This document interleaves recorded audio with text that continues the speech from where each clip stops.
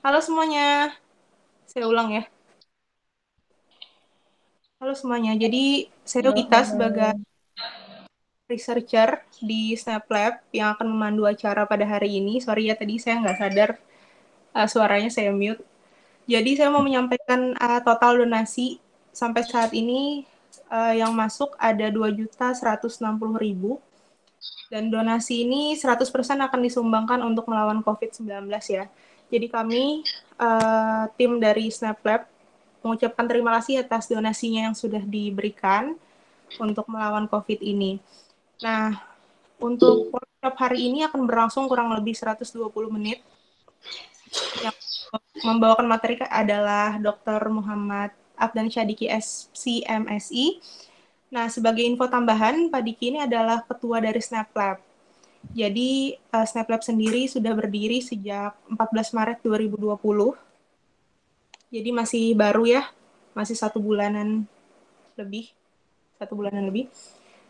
Uh, tapi SnapLab ini masih belum dinaungi oleh Universitas Lambung Mangkurat, jadi masih proses legalisasi ya. Semoga kedepannya bisa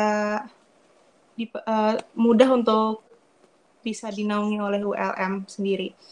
Nah, mungkin ada yang tanya-tanya nih, SnapLab apa sih gitu kan? SnapLab itu Social and Environmental Behavior Laboratory. Jadi kita bergerak di bidang sosial dan lingkungan gitu. Nah, mungkin kita akan masuk langsung ya Ya, ke ini ya. CV ini sudah saya present, silahkan bisa dipin. Nah, ini kita baca CV Pak Diki sebentar. Nah, Pak Diki ini adalah doktoral psikologi di doctoral in psychology from Universitas Indonesia. Jadi dia beliau researcher di Laboratorium of Political Psychology. Beliau masih muda ya, masih tahun lahirnya 1991 nih. ya. Tapi sudah doktor. Nah, ini pendidikan beliau dari Faculty of Psychology Universitas Indonesia. Ini fast track of master or doctoral program from scholarship. Jadi beliau mendapatkan beasiswa dengan titel disertasi The Role of Shared Reality, Politicized Identity and Online Political Engagement on the Collective Action dengan IPK 4 nih. Luar biasa ya. Kemudian kita lanjut ke banyak ini ya, skill, kemudian ada organizational experience, Gak previous. usah ngomongin. Kita lanjut ini, ada yang saya mau menyampaikan ini. Giant research eksperimen lagi. Nah, ini ada sebagai researcher, co-researcher, kemudian ada research publication-nya juga, publish artikel. Jadi Pak Diki ini sudah nge-publish artikel ya. Ya, Nah, kemudian ada submit and working papers juga, banyak nih. Kemudian ada conference, presenter, sebagai presenter, banyak sekali ya. Kita langsung ke sebagai speaker juga. Pak Diki pernah speaker di Militant Extremism Measurement and Identification as facilitator di 2019. Kemudian ada workshop replication experiment study juga. Banyak ya, radicalism, seminar, and terrorism in social psychology approach sebagai participant. Nah, ini yang menarik nih, achievement-nya. Achievement-nya Certificate of Cum Laude, doctoral degree from Universitas Indonesia. Jadi ya. S1-nya cum laude, S2-nya cum laude, S3-nya cum laude lagi. S3-nya 4 ya IPK-nya ya. Kemudian beliau juga mendapatkan scholarship fast track of master doctoral program or program magister menuju dokter untuk sarjana dari Dikti ya. Ya, betul. Achievement juga sebanyak ya, list reference. Nah, oke. Singkat aja ya kita bacain Pak Diki. Pokoknya hari ini yang membawakan materi sudah handal gitu ya. Saya persilakan Pak Diki untuk menyampaikan materi hari ini. Tips membuat Google Form Ya, untuk penelitian ilmiah. ya, baik. Saya izin men-share PPT dulu sebentar. Iya, siap.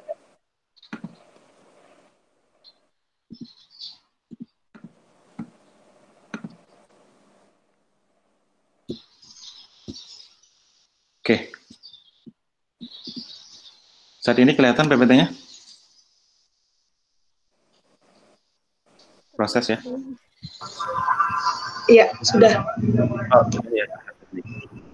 Assalamualaikum warahmatullahi wabarakatuh. Waalaikumsalam warahmatullahi wabarakatuh. Bapak Ibu sekalian, dan juga para mahasiswa juga ya. Kalau saya cek peserta hari ini lumayan bervariasi lah, nggak cuma dari Pulau Kalimantan ya, sampai ke Sumbawa juga ada ya. Teman dari Sumbawa juga ada, kemudian tentu dari Pulau Jawa juga beberapa ada. Jadi saya sangat senang hari ini bisa share. Sebenarnya ini bukan hal yang sangat sangat sulit gitu ya. Mungkin semua orang sudah terbiasa juga sudah menggunakan Google Form. Ya. Cuman saya mau kasih tahu beberapa yang mungkin kalau saya lihat ya, terutama di mahasiswa-mahasiswa di tempat saya ngajar di Universitas Lembong Mangkurat, itu masih ada beberapa yang keliru dalam kayak menempatkan pilihan jawaban, kemudian juga misalnya tampilannya belum belum menarik gitu. Jadi pada kesempatan ini saya mencoba akan men-share ya beberapa tips mungkin bagaimana cara membuat Google Form tentunya buat penelitian ilmiah ya. Untuk diketahui sebenarnya Google Form ini tidak hanya untuk penelitian ilmiah, tapi juga tentu kayak misalnya kalau Anda pengen misalnya sederhananya kayak kemarin kami untuk mendata peserta kan pakai Google Form gitu. Kemudian juga misalnya kalau Anda mau membuat ujian, tapi ujiannya menggunakan pilihan ganda, ya, maksudnya kuis gitu ya, kuis itu juga bisa menggunakan Google Form. Tapi saya hari ini batasi saja hanya untuk yang penelitian ilmiah, ya. Karena memang selain tadi alasan pertama karena ada beberapa yang masih belum begitu mahir menggunakan Google Form, di samping itu juga pada masa pandemi COVID ini, ya terutama di tempat kami, mungkin juga di tempat Bapak Ibu atau juga mahasiswa yang lain berafiliasi ya, itu ada larangan untuk mengambil data secara langsung ke lapangan gitu ya. Nah karena ada larangan tersebut, maka otomatis harus ada cara untuk pengambilan data ya. Sebenarnya ini salah satu cara saja untuk pengambilan data, ya. Karena kita kan tahu persis bahwa pengambilan data tentunya di psikologi ya, secara khusus di psikologi atau ilmu sosial, itu tidak hanya harus menggunakan survei online, juga ada yang namanya harus turun ke lapangan, harus wawancara, lewat telepon, lewat email, dan lain-lain. Nah, nanti khusus pada pertemuan hari ini, saya akan mengajarkan di survei online saja. Ya. Beberapa tips lebih banyak nanti saya sampaikan menurut pengalaman saya. Beberapa juga saya sampaikan kajian teori. Nah, kurang lebih nanti yang akan kita bahas targetnya hari ini yang pertama, kita akan memahami sama-sama apa itu hakikat survei daring dan juga tips survei daring yang efektif. Oke, sebelum nanti lanjut ya, nanti kalau ada pertanyaan mungkin boleh disela oleh Wita ya. Nanti silakan interupsi aja Wita kalau ada pertanyaan dari partisipan. Nanti pertanyaan boleh disampaikan melalui chat atau juga langsung menyalakan mikrofonnya gitu ya. Nanti mungkin minta izin dulu ke Wita gitu. Soalnya saya di tampilan saya hanya terlihat PPT aja gitu ya. Saya nggak lihat pertanyaan-pertanyaan dari komentar di chat ya. Makanya ini nanti mungkin kalau ada pertanyaan langsung ditanyakan saja. Oke. Yang kedua, nanti saya akan mengenalkan fitur-fitur di Google Form yang umumnya sering digunakan gitu. Yang ketiga, nanti kita akan mencoba belajar mengganti tema di Google Form, baik itu menjadi gambar atau warna yang berbeda. Nah, untuk itu artinya para peserta sekalian, nanti kalau ada kesempatan dan misalnya saat ini juga menggunakan laptop ya, mendengarkan presentasi saya, itu boleh nanti sambil mendengarkan presentasi, nanti boleh dibuka Google Drive dan juga nanti saya arahkan bagaimana membuat Google Form ya. Nanti mungkin bisa langsung juga dilatih gitu ya, dilaksanakan caranya bagaimana. Kalau masih ada kebingungan nanti boleh langsung tanya ke saya. Nanti boleh juga nanti mau men-share screen masing-masing juga boleh ya. Berikutnya. Yang keempat, nanti kita akan mencoba memahami ya jenis-jenis respon jawaban di Google Form, dan ada juga fitur untuk mengacak respon jawabannya. Kemudian yang kelima, menambahkan gambar dan video pada kolom pernyataan. Yang keenam, nanti kita akan belajar membuat section baru. Jadi kan di kuesioner mungkin kita punya kuesioner mungkin 2 variabel misalnya. Ini kan biasanya kalau di kertas itu kan kertas yang berbeda lah gitu ya, halaman berbeda. Nah, nanti juga di Google Form juga bisa membuat kayak ibaratnya tuh halaman berbeda ya, section-sectionnya. Yang berikutnya, yang ketujuh, nanti kita akan mengatur agar jawaban bisa juga mengarah pada pertanyaan tertentu ya, atau pada section tertentu.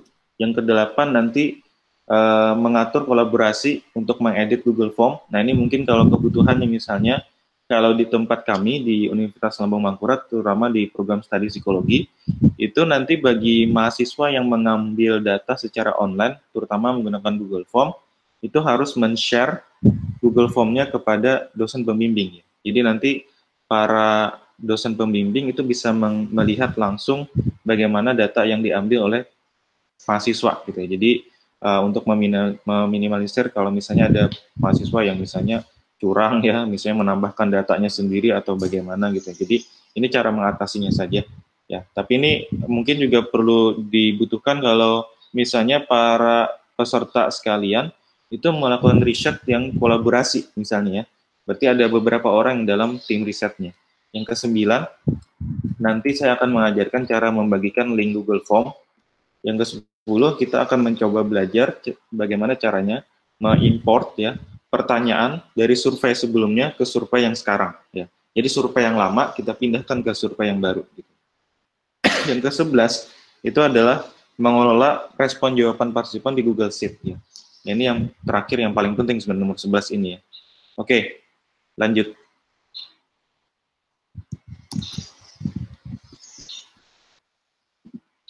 Nah, saya akan menjelaskan dulu bagaimana hakikat dari survei daring ya, dan juga tentu tips untuk melakukan survei daring yang secara efektif ya. Sebentar. Baik. Nah, mungkin kita tentu pahami bersama bahwa kalau kita saat melakukan survei ya, tentu ada pertanyaan yang kita ajukan ya, pertanyaan yang kita ajukan. Menurut Newman tahun 2014 itu kurang lebih ada sekitar 6 pertanyaan ya yang sering digunakan dalam survei. Yang pertama, menanyakan tentang perilaku. Contohnya misalnya berapa kali gosok gigi gitu ya. Atau pertanyaan lain misalnya seberapa sering Anda mengunjungi rumah teman, atau misalnya seberapa sering Anda pulang kampung misalnya. Itu juga termasuk perilaku ya. Kemudian juga menurut Newman juga survei juga bisa mengukur sikap, keyakinan, dan opini ya. Misalnya, apakah Anda berpikir orang lain menilai negatif kepada Anda ketika Anda tidak bersamanya, misalnya. Itu juga merupakan pertanyaan tentang sikap dan keyakinan atau opini. Yang berikutnya adalah pertanyaan tentang karakteristik, ya. Ya, maksudnya kategorisasi, apakah misalnya dia laki-laki, perempuan. Kalau di sini kan contohnya, apakah kamu bergabung pada organisasi, ya. Yang keempat itu tentang harapan, berarti menanyakan tentang apa kira-kira harapannya di masa yang akan datang, seperti contohnya, apakah Anda berencana membeli mobil baru setelah 12 bulan mendatang. Kemudian klarifikasi diri, ini juga bisa pertanyaan misalnya, kategori kelas sosial Anda, misalnya pertanyaan yang lain juga kan bisa misalnya pendapatan dalam 1 bulan gitu ya, itu juga klasifikasi untuk menentukan kelas sosial ekonomi. Yang terakhir tentu mengenai pengetahuan, contohnya misalnya, berapa jumlah positif COVID saat ini di daerah Anda, gitu ya. Itu kan pertanyaan untuk pengetahuan. Nah, yang perlu saya tegaskan pada survei, itu kita tidak menguji tentang hubungan kausalitas atau sebab akibat. Karena hubungan sebab akibat ini hanya bisa didapat dengan cara metode eksperimental. Ya. Jadi ini hanya dapat diperoleh dengan cara eksperimental. Kalau misalnya kita menguji menggunakan survei korelasional, ya, jadi otomatis kita hanya bisa yang namanya mendapatkan hubungan, ya, membuktikan hubungan, ya, atau menguji prediksi. Prediksi dari apa? Prediksi dari misalnya variabel X terhadap variabel Y, atau mungkin dikenal juga istilahnya ya, variabel bebas ke variabel tergantung, atau variabel independen ke variabel dependent. Ya, jadi dan tentu juga pada survei kita bisa tidak hanya menggunakan satu prediktor, ya ini namanya prediktor. Kalau X ini prediktor. Bisa juga kita menggunakan beberapa prediktor, X1, X2, X3. Misalnya kita kalau memang membutuhkan banyak variabel yang untuk memprediksi variabel terikat kita. Ya. Nah, kemudian prinsip utamanya juga ya, prinsip utamanya dalam membuat survei ya, ya.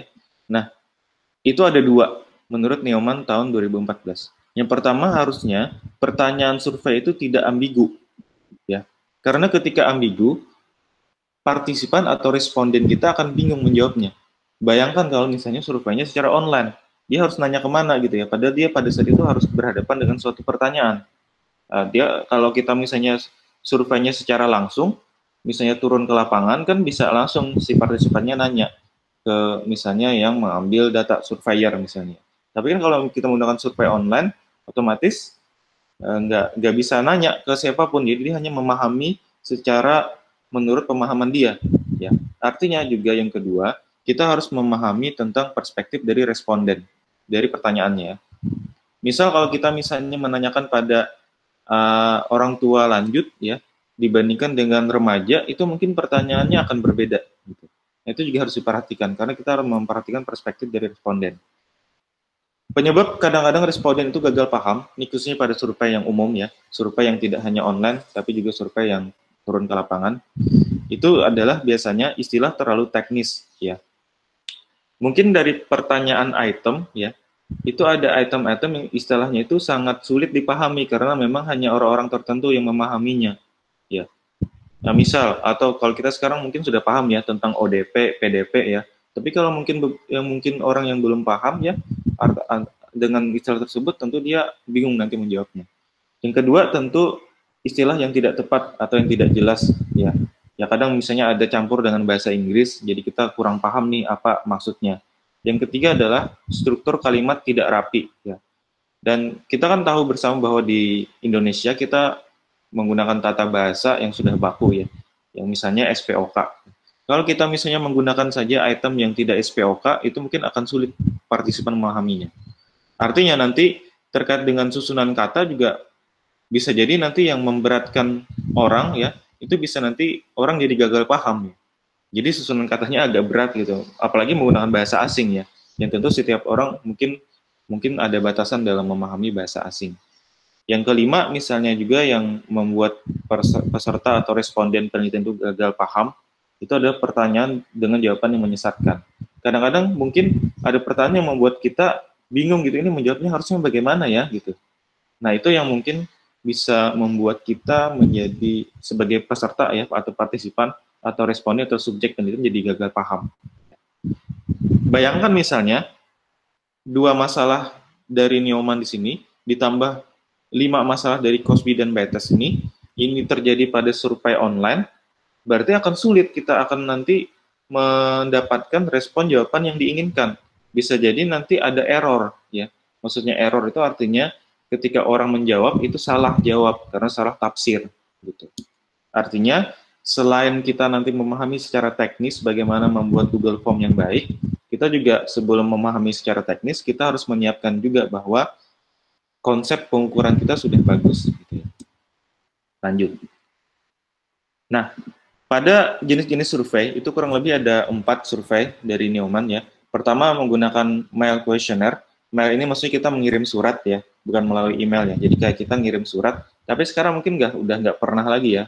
Kalau mungkin di barat ya, negara-negara barat masih menggunakan mail ya, menggunakan kantor pos lah gitu, dikirim kantor pos, nanti dikirim balik oleh si penjawab peserta ke kita gitu. Itu menggunakan mail questionnaire. Kemudian juga telepon interview, survei itu juga bisa kita menggunakan telepon interview ya. Jadi kita kayak misalnya ada suatu pertanyaan, nanti kita telepon si partisipan, kita tanyakan ya mengenai pertanyaan tersebut, nanti dia akan menjawab, nanti kita akan mencatat jawabannya. Itu bisa begitu. Tapi kan tentu akan sulit ya, kita akan butuh biaya lebih mahal, kemudian juga waktu lebih panjang, Karena kan kadang-kadang mungkin partisipan tidak mengerti, tidak paham gitu ya. Nanti dia nanya-nanya ulang, akhirnya panjang waktu durasi wawancara menggunakan telepon. Ya. Yang ketiga adalah face-to-face interview. Ya, ini maksudnya kita langsung turun lapangan, ya, langsung menyerahkan. Nanti ini kadang-kadang ya, kalau misalnya kita penelitian di masyarakat ya, apalagi masyarakat yang sifatnya masyarakat yang di pedalaman atau di pedesaan atau ekonomi atau pendidikan yang rendah, itu kan mungkin dia akan sulit, mungkin membaca aja nggak bisa gitu ya. Nah mungkin dengan face-to-face interview itu bisa membantu kita, bisa langsung menanyakan pertanyaan dan langsung melihat respon jawabannya. Tapi tentu ini akan berat juga, karena butuh waktu, butuh tenaga, butuh uang juga untuk pergi kemana-mana ya. Nah, otomatis yang keempat ini adalah yang paling ibaratnya paling, apalagi dengan kondisi COVID-19 ya, pandemi ini adalah yang paling direkomendasikan, yakni web survei. Web survei tentu kita mungkin ada yang tahu juga ya, selain Google Form itu masih banyak platform website yang bisa menyediakan survei. Kayak misalnya SurveyMonkey, Qualtrics ya. Kalau di psikologi biasanya dua ini nih yang sering digunakan ya. Kemudian juga masih banyak yang lain ya, Lime Survey.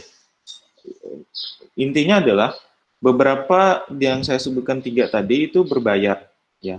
SurveyMonkey berbayar. Ada juga yang gratis, cuman mungkin terbatas, sehari mungkin hanya bisa dapat misalnya 100 partisipan, atau di Qualtrics itu kalau nggak salah dibatasin hanya sekali bikin gratis cuma 10 item atau 25 item gitu ya, pertanyaan ya. Kalau yang di Lem Survey itu juga biasanya berbayar juga ya, ada batasan-batasan juga kalau yang akunnya gratis. Nah, untungnya kita punya yang namanya Google Form. Google Form itu gratis ya, bisa digunakan dan bisa mau 1.000 partisipan, mau 10.000, mau 20.000, mau 100.000 bisa ya. Jadi bisa. Dan itu juga kita nggak ada batasan item jumlahnya berapapun. Namun tentu, kalau kita menggunakan Google Form, ada beberapa fitur yang tidak tersedia, yang ada hanya pada berbayar. Ya. Contoh misalnya, kalau di Qualtrics atau misalnya di SurveyMonkey, itu ada fitur untuk randomisasi. Ya. Jadi kalau dia mengklik, nanti bisa dirandom ke kelompok pertanyaan tertentu. Nah, kalau di survei menggunakan Google Form itu nggak bisa, ya. Jadi ada batasan. Kemudian juga mungkin pilihan jawabannya di Google Form juga terbatas, ya nggak banyak. Nanti kita lihat ya. Nah, menurut Newman tahun 2014, survei menggunakan website atau web-based survei, atau kita menggunakan namanya istilah survei daring gitu ya. Itu biasanya keuntungannya sangat cepat, sangat murah, fleksibilitas desain dan juga visualisasi juga bisa diatur. Bahkan beberapa ya, itu bisa menggunakan audio ya. Meskipun tidak platform menyediakan ya. Meskipun tidak semua platform menyediakannya. Namun batasannya adalah cakupannya terbatas. Misalnya, kalau kita ngasih survei ini kepada orang tua gitu ya. Lanjut usia yang kalau kita pahami ya, menggunakan handphone aja itu mungkin smartphone nggak bisa gitu ya. Mungkin akan kesulitan. Kurang berpendidikan, itu juga mungkin akan sulit. Penghasilannya rendah, mungkin karena dia punya handphone yang tidak begitu bagus kualitasnya, ya. Dan terakhir mungkin tidak ada akses internet yang memadai. Ini batasan ini, ya, ini melemahkan yang namanya survei. Banyak juga orang mengatakan bahwa jika kita menggunakan survei online, maka partisipan kita artinya kebanyakan adalah yang punya smartphone, ya. Otomatis berarti yang sosial ekonominya yang menengah ke atas, ya. Berarti akan ada batasan, kita nggak bisa dapat sosial ekonomi yang menengah ke bawah.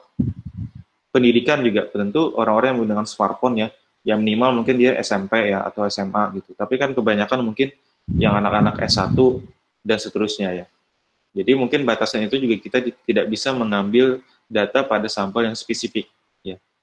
Nah, pada survei itu ada yang disebut dengan self report ya. Jadi kita melaporkan diri sendiri.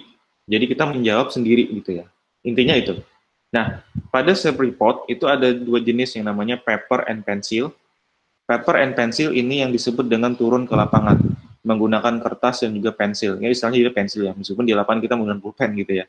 Jadi maksudnya ini turun langsung ke lapangan. Yang kedua adalah web based ya. Jadi ini menggunakan online atau daring. Nah, yang namanya self-report ya, ini atau self-administrated ya, ini ada keuntungan juga kelebihan. Kelebihannya misalnya, ini cara yang paling langsung untuk menilai konstruk. Misalnya kita mau mengukur stres, kita bisa langsung mengukur stres gitu. Tapi kadang ya, kelemahannya, itu partisipan bisa mudah terdistorsi jawaban. Maksudnya dia mungkin karena dia kan membaca nih, oh, saya nggak mau kelihatan stres gitu ya. Jadi dia jawabnya nggak stres gitu ya. Jadi stresnya dia kecilin gitu angkanya. Gitu. Itu bisa begitu. Karena dia ada distorsi jawabannya. Dia bisa jawabannya suka-suka dia gitu ya, pendapat dia dan pemahaman dia ya, dan juga perasaan dia ya. Bisa jadi dia mungkin yang namanya kalau di istilahnya fucking good ya. Jadi dia berusaha menyampaikan yang bagus-bagus ya. Maka nanti validitasnya bisa bermasalah. Memang ini kelemahannya. Tapi ya bagaimanapun khususnya di ilmu psikologi ataupun di bidang sosial yang lain, survei itu paling sering digunakan ya, paling sering digunakan. Yang kedua mungkin eksperimental. Bedanya mungkin kalau eksperimental kita bisa langsung mengukur perilaku yang tampak ya. Perilaku yang tampak, tidak menggunakan self report ya. Tapi mungkin ada juga yang eksperimen menggunakan self report ya.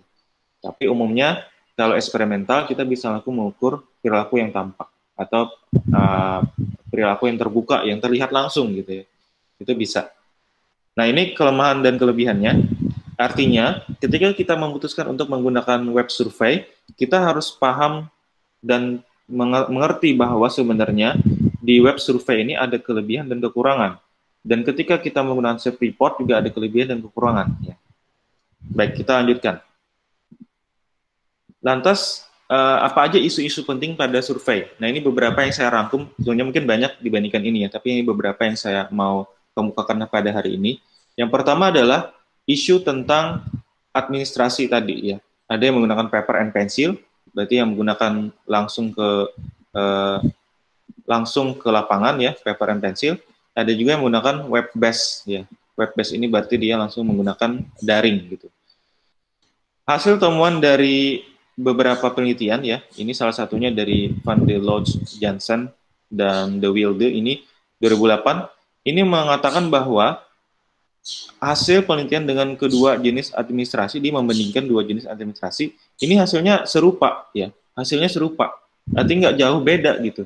Artinya bisa apa ya, lega gitu ya, bahwa kalau kita menggunakan web based, menggunakan survei daring, hasilnya pun juga bagus gitu, nggak masalah. Yang kedua, dari Mangung Kosumo tahun 2005 itu katanya bagi remaja, ini khususnya remaja-remaja ya, itu dia kalau survei yang menggunakan daring itu lebih direspon positif dan lebih puas terhadap tampilan, karena dia mungkin malas gitu ya baca kertas gitu ya. Kalau di website kan lebih enak menggunakan smartphone bisa, menggunakan laptop bisa ya. Artinya menurut penelitian ini remaja itu lebih senang menggunakan yang namanya survei daring. Yang terakhir, ini kelemahannya ya. Kalau kita mengukur hal-hal yang berkaitan dengan perasaan ya, itu bisa jadi nanti ketika menggunakan paper and pencil ya. Ini kalau paper pencil ya, bukan menggunakan daring ya. Ini bisa jadi nanti social disability-nya lebih tinggi. Karena nanti orang ketika dihadapkan dengan si surveyor langsung gitu ya, langsung nanya nih surveyor, diserahkan kertasnya, dilihatin, itu bisa jadi dia akan jawabnya secara social disability. Apa itu social disability? Ini saya jelaskan. Social disability itu disebut juga dengan fucking good atau looking good ya. Jadi kita berusaha menggambarkan hal-hal yang baik seakan-akan kita itu adalah orang yang baik gitu ya. Jadi tidak sesuai dengan kenyataannya. Pengertian lain sederhananya, jawaban nanti yang kita jawab itu adalah jawaban yang kebanyakan orang. Ya, secara sosial itu kebanyakan orang jawabannya begitu. Ya. Nah, solusi biasanya untuk bisa mengatasi yang namanya social disability itu bisa nanti menggunakan social disability scale. Ini ada skalanya. Ya, saya punya skalanya. Bahasa Indonesia saya punya. Jadi kalau mau menggunakan, kita takut nih, khawatir nanti mungkin si partisipan akan menjawabnya menjawabnya itu dengan baik-baik gitu. Maka kita mungkin bisa menggunakan social disability scale. Ya. Ini nanti kalau sudah dapat orang yang terindikasi memiliki nilai social desirability yang tinggi, maka kita bisa hapus, ya. Maka kita bisa hapus partisipannya. Yang kedua, kita bisa yang namanya menggunakan anonimitas partisipan. Jadi kita tidak meminta nama, identitas, gitu ya. Jadi hal-hal yang penting saja. Misalnya jenis kelamin, itu penting kan ya. Umur, itu penting, gitu. Jadi hal-hal yang sifatnya pribadi itu nggak kita tanyakan. Jadi hal yang bersifat umum saja. Kemudian yang ketiga, cara lain kalau nggak mau ada terjadi social desirability, ya udah kita lihat aja langsung perilakunya gitu. Tapi kan kita nggak bisa kalau menggunakan survei ya. Mungkin kita kalau menggunakan observasi bisa ya. Cara terakhir, hilangkan jawaban netral. Ini mungkin yang di psikologi khususnya ya, yang orang-orang psikologi ini paham nih, jawaban netral. Kan kalau kita di psikologi itu ada yang namanya skala Likert ya. Saat itu umumnya 1 sampai 5 kan. 1, 2, 3, 4, 5 gitu. Nah, kalau kita menghilangkan jawaban netral, kurang lebihnya nanti kita hapus jawaban nomor 3. Jadi hanya ada 1, 2, 3, 4 gitu ya. Ini mungkin kalau istilahnya ya sangat tidak setuju gitu ya. Sangat tidak setuju. Kalau yang di nomor 5 sangat setuju. Nah, inilah yang bisa mengatasi ya, yang di bawah ini yang bisa mengatasi yang namanya social disability ya. Nah, pada psikologi, ini kayak saya berbicara di psikologi karena bidang ilmu saya psikologi ya. Yang paling banyak terjadi social disability itu pada pengukuran tes psikologi, khususnya berupa tes kepribadian. Contoh yang lain adalah depresi ya. Jadi ini yang kata Griff sama De Groot tahun 2011 itu sering terjadi social disability. Nah, selain itu juga social disability juga paling sering terjadi pada teknik face-to-face interview survei. Jadi kita langsung tanya ke orang. Nah, ini kan ini searah dengan yang sebelumnya ya. Searah dengan penjelasan dari Varenkin sama Mais 2006. Jadi kalau kita face-to-face, jadi orang tuh akan jawab secara baik-baik gitu. Jadi kan kita nggak bisa mendapatkan respon yang natural, yang alami gitu. Karena dia kan looking good gitu. Yang berikutnya, isu yang berikutnya, yang ketiga, itu adalah panjang survei. Tidak ada sebenarnya standar mutlak menurut Neumann tahun 2014 ya, tidak ada standar mutlak harus berapa gitu ya. Tapi umumnya, kalau kita menggunakan 3 lembar, ini kalau 3 lembar itu hitungannya kurang lebih 30 item ya. 30 item itu umum digunakan. Sampai 10 lembar halaman atau 100 item itu bisa digunakan pada partisipan umum ya. Jadi artinya nanti kalau para peserta nanti akan melakukan survei tapi menggunakan survei itu misalnya 150 item, nah itu harus hati-hati ya. Karena menurut Neumann ya, semakin panjang item, semakin banyak item ya. Saya istilahkan banyak item aja ya. Semakin banyak item, maka tanggapannya itu akan menurun. Menurun tuh bisa jadi nanti dia akan nggak jawab ya, dia akan berhenti menjawab, mungkin dia akan sembarangan jawabnya ya, dia nggak konsen lagi, artinya nanti akan mengganggu hasil penelitian kita. Namun katanya pada Neumann tahun 2014 juga, khusus pada responden dengan pendidikan yang tinggi dan topik yang sangat khusus, itu bisa nanti kalau dia menggunakan 15 halaman, artinya 150 lebih lah gitu ya, 150 lebih item pertanyaan, itu nggak masalah pada responden yang berpendidikan tinggi. Ya. Ya mungkin pada anak S1, S2, S3 gitu ya, itu nggak masalah ya, aman gitu. Tapi kalau yang mungkin SMA ke bawah, mungkin dia akan kesulitan ya. Mungkin juga dia akan malas gitu, mungkin juga bosan ya, kebanyakan itemnya. Artinya nanti ketika melakukan survei online, tolong perhatikan juga tentang panjangnya survei. Yang keempat atau yang terakhir, mewajibkan jawaban. Ini kalau saya lihat kebanyakan orang-orang khususnya di Indonesia ya, itu banyak sekali survei online itu mewajibkan jawaban, ya, mewajibkan jawaban.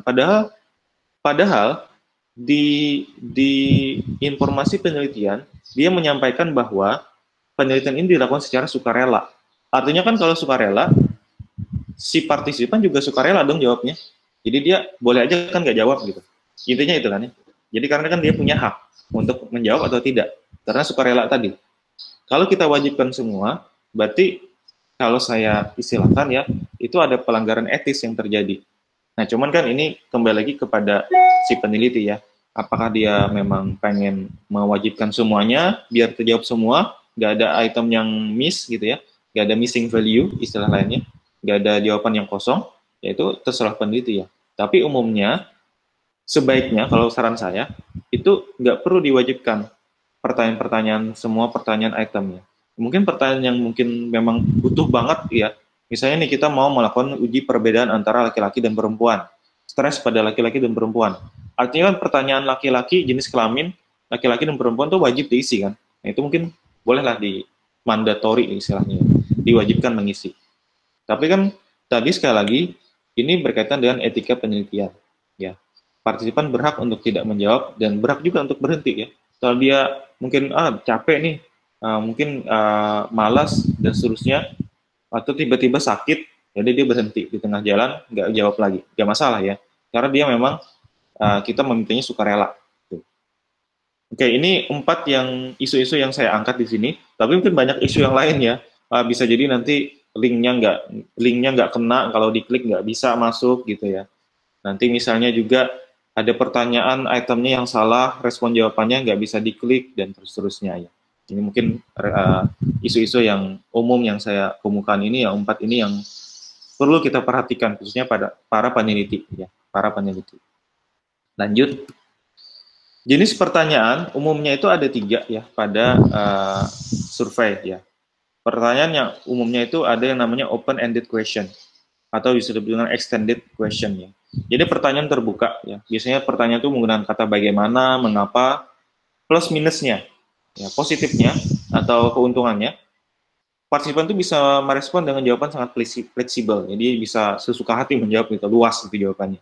Tapi di kebebasan tersebut itu sifatnya itu sangat subjektivitas dan bahkan menjadi kekurangan sebenarnya. Karena nanti kita akan sulit menganalisis melalui metode statistik. Ya. Bisa jadi nanti partisipan juga akan mengalami kelelahan ya. Jadi dia malas menjawab, dia jawab aja. Misalnya, bagaimana perasaan kamu hari ini? Baik. Gimana kalau misalnya jawabannya cuma baik aja? Ya kalau kita jawabannya lebih eksploratif, ya kita bisa mungkin menganalisis ya. Nah, tapi gini, saya mau jelaskan juga bahwa open-ended question juga umumnya juga dilakukan di survei online juga ya. Ada juga yang menggunakan open-ended question. Yang kedua ada close-ended question. Ini pertanyaan-pertanyaan kayak misalnya menggunakan pilihan ganda gitu ya. Nah, jadi kalau pilihan ganda atau pertanyaan kayak misalnya jenis kelamin ini masuk ke dalam close-ended question ya, atau restricted question. Ya. Jadi mudah dijawab, dianalisis dan disimpulkan dan dapat dipadukan dengan open-ended question. Maksudnya nanti kita lihat ya di Google Form itu ada pilihan lain-lain. Itu bisa nanti orang bisa menjawab secara bebas ya. Selain close-ended di mix dengan open-ended ya. Yang ketiga ada rating scale. Rating scale mungkin kita sudah paham bersama.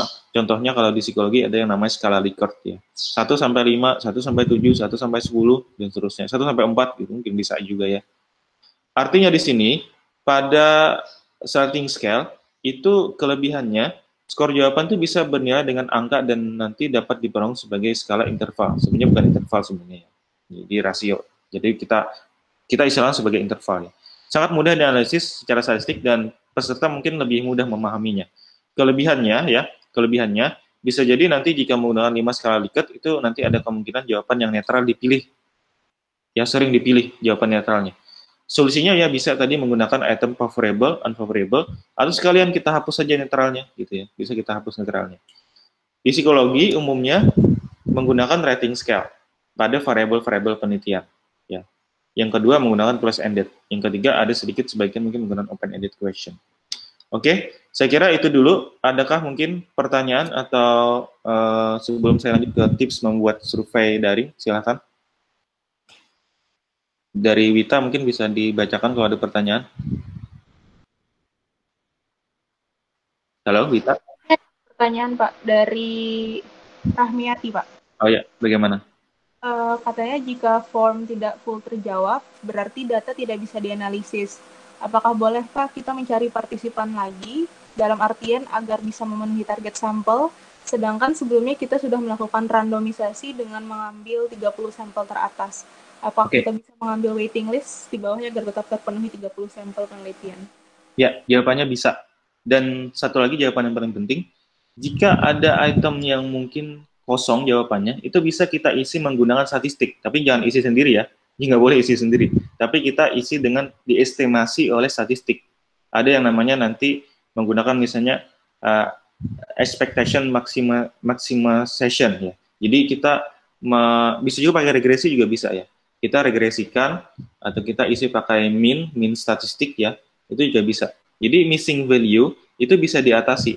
Cara lain mungkin bisa juga dengan misalnya kita hapus ya datanya, atau kita hapus pada satu item saja, tapi item yang lain mungkin bisa kita ikutkan kalau penuh misalnya, itu juga bisa ya. Ada ya istilahnya kalau yang mungkin sering menggunakan SPSS nih sering tahu nih kayaknya ya, likewise ya, kemudian juga pairwise ya, itu juga bisa ya menggunakan yang namanya mengatasi missing value.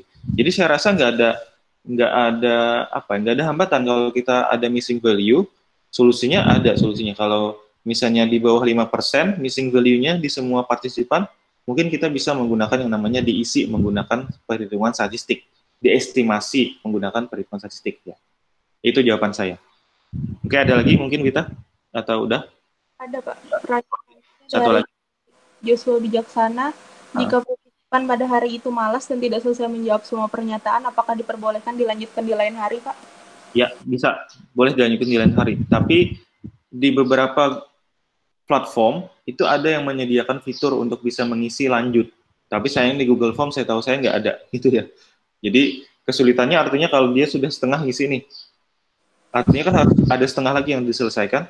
Itu mungkin dia harus ngulang dari awal lagi karena memang dia di Google Form tidak tersedia fitur untuk melanjutkan, melanjutkan jawaban sebelumnya yang sudah terisi. Kalau di fitur lain ada, jadi harus login lagi. Nah, nanti login masukin akun sama mungkin kode nanti ya, nanti dia masuk lagi, nanti dia isi lagi yang terakhir dia isi, bisa. Ada beberapa yang begitu. Intinya bisa, tapi tergantung dengan platformnya. Baik, saya lanjutkan dulu ke tips, mungkin cukup 2 dulu, nanti saya mungkin lanjutkan ke pertanyaan yang lain ya. Tips membuat survei daring. Pertama, nanti kalau Bapak Ibu atau para mahasiswa melakukan survei secara daring, usahakan kuesionernya terbagi dari beberapa bagian. Bagian pertama itu biasanya berisi tentang informasi penelitian, yang berikutnya ada informed consent. Jadi dalam satu bagian section itu ada informasi dan juga informed consent. Informed consent sudah tahu mungkin ya. Informed consent adalah persetujuan dari partisipan. Dia ingin atau tidak terlibat. Kalau tidak berarti kita bisa langsung diarahkan ke pertanyaan terakhir misalnya ya, atau dia langsung keluar dari surveinya gitu kalau dia tidak ingin terlibat. Nah, informasi dan informed consent ini sangat penting ya, sangat penting sekali di awal karena kita kan ngasih tawaran pada orang kan supaya bisa berarti kita kayak jadi penjual gitu ya, kita menawarkan jadi sales nih, ini ada penelitian saya mau nggak ikut gitu. Kalau kita informasi nggak jelas, itu mungkin orang nggak malas ngisi gitu ya. Kecuali memang kalau memang dipaksa ngisi ya.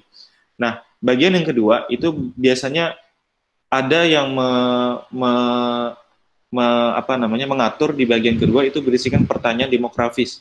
Pertanyaan demografis itu kayak misalnya identitas ya, kayak jenis kelamin, umur. Apakah kita harus ada pertanyaan nama?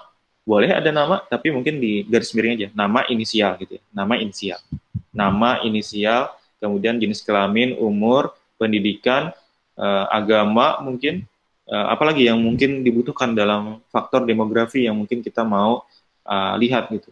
Tapi ada juga yang tipsnya itu dia meletakkan faktor demografis tapi di belakang, di bagian akhir. Sebelum partisipan mengakhiri penelitian disuruh ngisi demografi.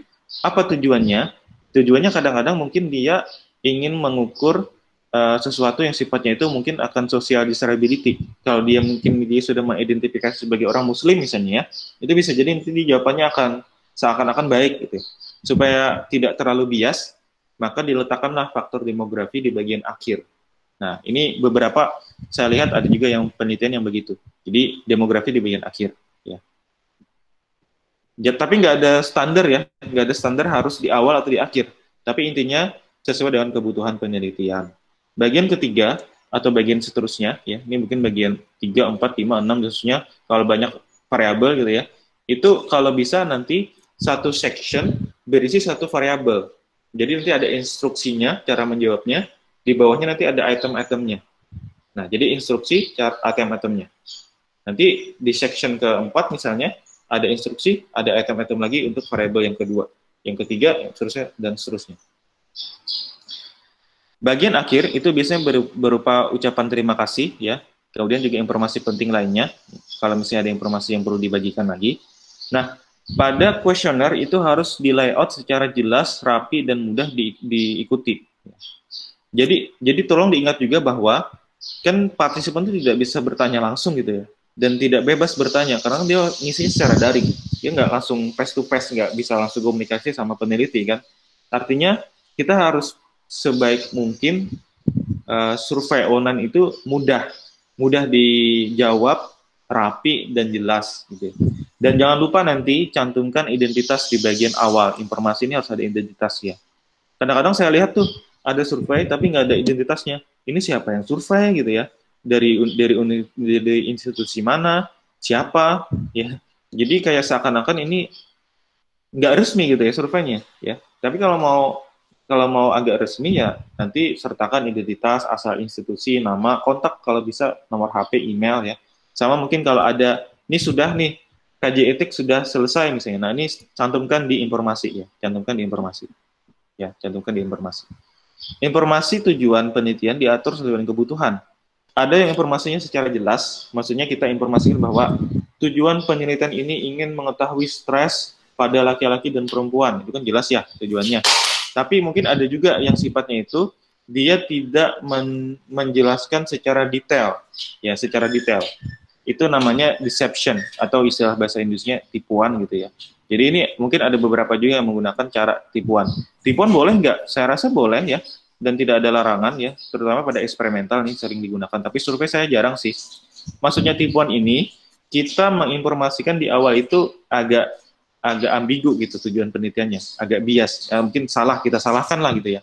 Kita salahkan tujuan penelitiannya, tapi syaratnya ini harus di bagian akhir, ini harus ada penjelasan tentang informasi yang sesungguhnya. Namanya debriefing ya, debriefing ya, namanya debriefing. Nah, ini harus diinfokan di bagian akhir penelitian. Jadi kita di awal mungkin tidak jelaskan secara detail, nanti di akhir nanti kita jelaskan secara detail apa tujuan dari penelitian ini ya, gitu. Jadi debriefing ya. Nah, instruksi pengerjaan itu sebaiknya dekat dengan pertanyaan, jangan jauh-jauh gitu ya. Instruksinya di section sebelumnya, pertanyaannya di section yang berikutnya. Nanti kan orang kalau misalnya mungkin dia masih ingat, beruntung ya kalau masih ingat ya. Kalau dia masih ragu misalnya, gimana tadi cara jawabnya gitu. Akhirnya kan dia lupa cara jawabnya. Nanti mungkin jawabannya nanti mungkin akan bias atau mungkin akan error ya. Pilihan respon jawaban di platform online itu usahakan mudah dipahami dan mudah dikerjakan partisipan ya, respon jawabannya. Yang berikutnya, kalau misalnya di platform online-nya itu tersedia jenis huruf ya, ukuran huruf bisa diatur, silahkan diatur ya. Tapi di Google Form itu hanya bisa mengganti jenis huruf, ukuran huruf nggak bisa ya. Nah, itulah kekurangan dan juga keterbatasan dari Google Form-nya.